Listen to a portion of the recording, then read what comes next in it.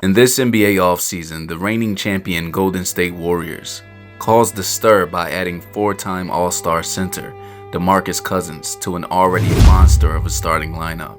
This sparked and reopened an ongoing debate in the basketball world about who is responsible for creating the super team culture. You started the super team, bro! And since the free agency era began in American sports, the NFL has been safe from the act of one organization throwing as much money as they can to sign top free agents in order to build a dynasty. The NFL is a 53-man roster, and the success of a team has just as much to do with the coaches on the sidelines, with schemes, and packages, and adjustments, as it does with the actual players on the field. That's why a super team just does not work in the NFL. And if you need a good example of this, well, just take a look at the Redskins of the early 2000s. When you go back and watch Albert Haynesworth on that, I was just going to say it. Yeah, you got to get up off the ground and stay alive and chase this guy. So in this offseason of the NFL, all eyes have been on the Los Angeles Rams, who seem to have thrown the bank at getting as many big names on the team as possible in what appears to be an attempt to create NFL's first super team. Now, some will argue that they aren't the first ones and are actually copying the team that won the most recent Super Bowl, the 2017 Eagles. In all fairness, the Eagles last offseason did make a complete overhaul of their starting lineups, especially on offense, bringing in receivers Alshon Jeffrey and Torrey Smith, running backs LeGarrette Blount, and even making a trade mid-season for Jay Ajayi. And on defense, they brought in Chris Long, Timmy Jernigan, Rodney McLeod, Patrick Robinson, and even made a mid-season trade for Ronald Darby. And the Eagles are most likely not in the Super Bowl this year without the contributions from the key additions that I just named. But the difference here is that the Eagles didn't specifically go for the biggest names in free agency last year. For instance, in the case of Patrick Robinson, he came over at age 30, had only 3 interceptions in his last 4 seasons, and wasn't in anyone's analysis a blockbuster signing for the Eagles. But he fit into Doug Peterson's and Jim Schwartz's system so well that he had a career year, 4 interceptions, a career-high 18 pass deflections, and was a vital piece in that Eagles secondary. So the 2017 offseason moves for the Eagles is more likened to Bill Belichick and his strategy of maintaining the Patriots dynasty. Every offseason, Belichick brings in a ton of guys through free agency, and he's not really looking at how many Pro Bowls you've been to, but if you can contribute to the Patriots system as a whole. And it's safe to say that this was Howie Roseman's plan when crafting his now championship Eagles roster. So this will be a major test for Coach Sean McVay and the Rams, and the NFL as a whole. Can super teams work? Or is it really about the systems, the X's and the O's, and not how many Pro Bowlers you have?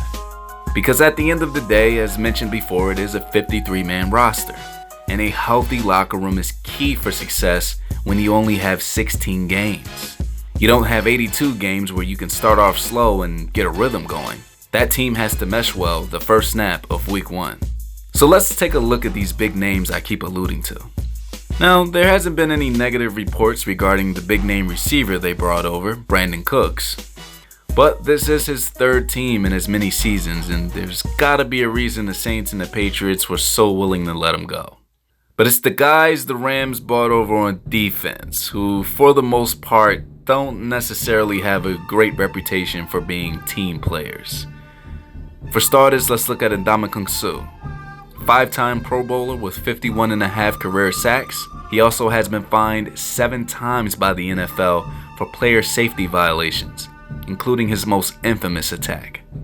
And although he's sort of kept a low profile in Miami these last 3 seasons, he was released due to the fact that the Dolphins wanted a culture change. Then there's Marcus Peters, 2-time Pro Bowler, former Defensive Rookie of the Year, coming into his 4th season.